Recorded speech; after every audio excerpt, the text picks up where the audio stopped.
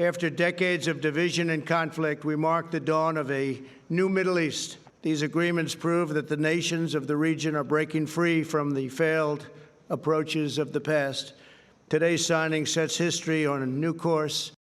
All right, President Trump makes history presiding over the historic peace agreements between Israel, Bahrain, and UAE. Our next guest is Syrian-born journalist who spoke with a ranking member of Israel's government about how the Trump administration succeeded and everybody wins, except Iran. Joining us now, the Orient News Washington, D.C. reporter, Hayvi Bouzo. Thanks so much for joining us.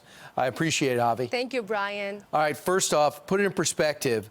What happened yesterday. Bahrain, UAE, and Israel, they'll exchange ambassadors, trade, and they recognized Israel's right to exist? Yes, this is, look, you know, I was born in the region. I've been covering the policies in the Middle East for nearly a decade.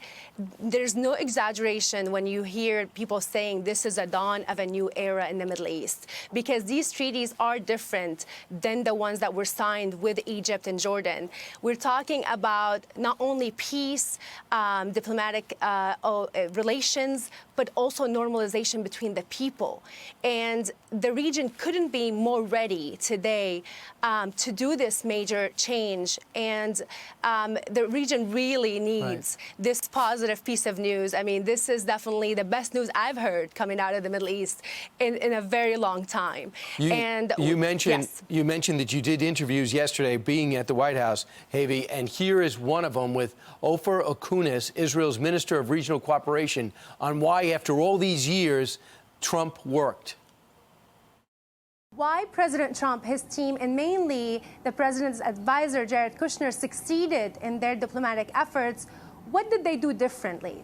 I think that they were very direct. The economy, it's the base, it's the bridge to peace. So he says economic exchange, innovation, correct? Yes, and this is something that I think the Arab countries realized, is that Israel is the Silicon Valley of this part of the world. It has a lot of high-tech innovations, many innovations that actually the region desperately needs, such as water desalination, agriculture, things that the whole region really needs. Gotcha. There's another thing they have. Hayvi, they also have intelligence, and they also look at Iran as the chief enemy, and the previous administration scared the heck out of the entire region by seeming to kiss up to Iran and alienate Israel. They didn't like that, so they created relations below the radar. The president brought it up and formalized it. Is that correct? Well, definitely the relations have been improving between Israel and its neighbors, specifically Gulf countries, for a while now.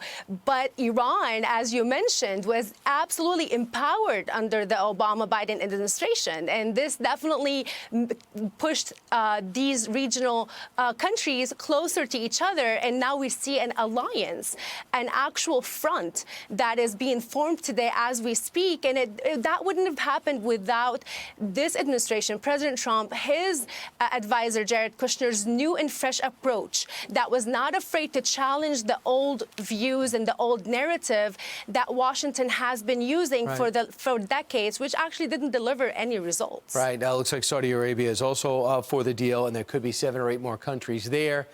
See if he can get Qatar and see if they can formalize relations now with Egypt and Jordan. Things are certainly changing. Iran cannot feel comforted, and sadly, the Palestinians are left out to dry again on their own doings. Hayvi, thanks so much. Thank you so much, Brian.